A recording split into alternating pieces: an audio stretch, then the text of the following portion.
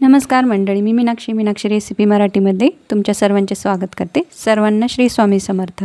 आज आपण मस्त अशी खुसखुशीत चकली बघतोय, तेही न भाजणीची. तर आपण ही मस्त अशी कुरकुरीत, तुम्हाला आवाजसुद्धा ऐकून दाखवते. बघू शकता आवाज तुम्ही. एकदम अशी खुसखुशीत आपली ही चकली झालेली आहे. तर कशी बनवायची ते आपण बघूयात. तर इथे कपभर पोहे घेतलेले आहेत आणि ही चकली जी आहे का आपल्याला पोह्यापासून बनवायची आहे आणि एकदम संपेपर्यंत ही चकली खुसखुशीतच राहते. तर नक्की बनवून बघा. तर 1 कप मी इथे पोहे घेतलेले आहेत आणि अर्धा कप डाळ जे आपण फुटाण्याची डाळ म्हणतो का, ती घेतलेली आहे. दोन्ही जिन्नस आपल्याला मिक्सरला बारीक करून घ्यायचे आहेत आणि असे गाळणीने गाळून घ्यायचे आहेत, जेणेकरून त्याचे जे वरचे काही जाड वगैरे जे खपल्या वगैरे राहिल्या तर त्या निघून जातील. आणि इथे 1.5 कप मी तांदूळाचं पीठ घेतलेलं आहे. तर हे रेशनच्या तांदळाचं पीठ आहे. तर अगोदर आपल्याला काय करायचं, तांदळाचं पीठ मोजून घ्यायचं आहे. तुम्ही कोणतंही एक भांडं घेऊ शकता.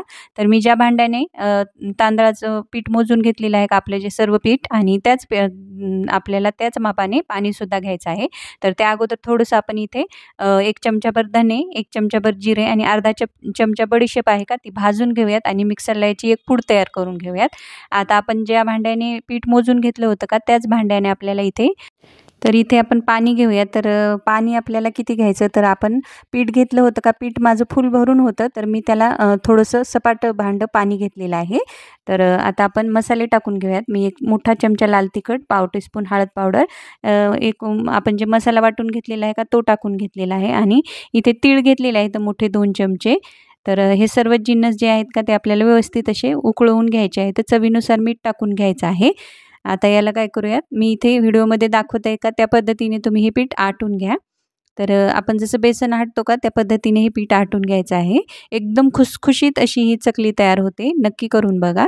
तर आता आपल्याला हे थोडं पीठ करून याच्यामध्ये व्यवस्थित असं मिक्स करून घ्यायचं आहे.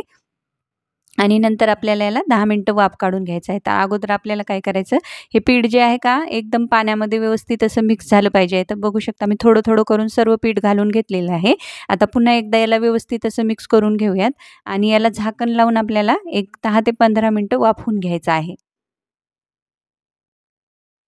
तर व्हिडिओमध्ये दाखवत आहे का, त्या पद्धतीने तुम्ही छान हे पीठ व्यवस्थित असं अगोदर मिक्स करून घ्या जे आपल्या पाण्यामध्ये. आता याला वाफ काढून घेऊयात. तर आता आपण याच्यामध्ये तेल वगैरे काहीच घातलेलं नाही, तेलाचं मोहन अजिबात.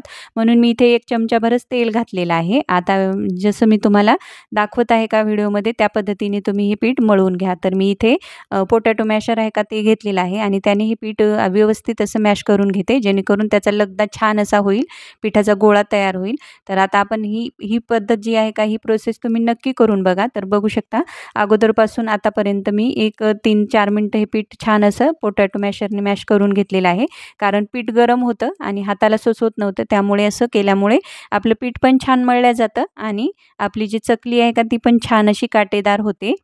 तर इथे तुम्हाला जर थोडंसं पीठ कोरडं वाटत असेल, तर तुम्ही थोडंसं कोमट पाणी घेऊ शकता. तेही अगदी थोडंसं आपल्याला 2-3 चमचे कोमट पाणी घ्यायचं आहे. जर तुम्हाला लागलंच तरच घ्या तुम्ही.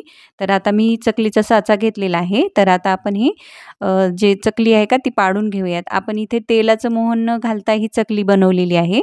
एकदम खुसखुशीत, एकदम अशी कुरकुरीत ही चकली झाली होती. तर मस्त अशी ही चकली तयार होते आणि आपण ही एकदम भाजणीची वगैरे केलेली नाही आहे. तर त्याचं पण तुम्हाला टेन्शन नाही किती भाजणी घ्यायची वगैरे. तर ह्या पद्धतीने तुम्ही नक्की बनवून बघा या जन्माष्टमीला.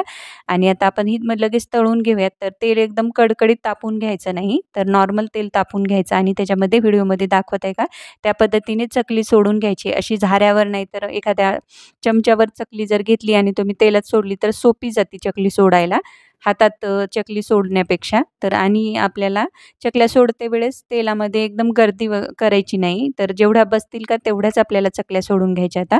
तर मी इथे 3 चकल्या सोडून घेतलेल्या आहेत आणि चकल्या सोडल्यानंतर आपल्याला त्याला लगेच हलवायचं वगैरे नाही. लगेच हलवसाल तर ती चकली तुटू शकते. तर आता आपल्याला ही आलटून-पालटून छान अशी तळून घ्यायची आहे. एक 3-4 मिनिटं आपल्याला ही चकली तळायला लागते आणि चकली तळल्यानंतर तुम्ही बघू शकता तेलामध्ये जे बुडबुडे आहेत का ते एकदम कमी झालेले आहेत. तर ह्याचाच अर्थ असा की आपली चकली जी आहे का ते छान अशी तळलेली आहे, एकदम खुसखुशीत अशी झालेली आहे. तर राहिलेल्या चकल्या पण अशाच पद्धतीने तळून घेऊयात. तर बघू शकता मस्त अशा आपल्या ह्या चकल्या काटेदार तयार आहेत आणि तुम्ही काटे बघू शकता त्याला किती आलेले आहेत. एकदम खुसखुशीत ही चकली झालेली आहे. नक्की बनवून बघा या जन्माष्टमीला तुम्ही. आणि तुम्हाला ही चकलीची रेसिपी कशी वाटली मला कमेंट करून नक्की कळवा. व्हिडिओला लाईक करा, शेअर करा, चॅनलला सबस्क्राईब करा. धन्यवाद.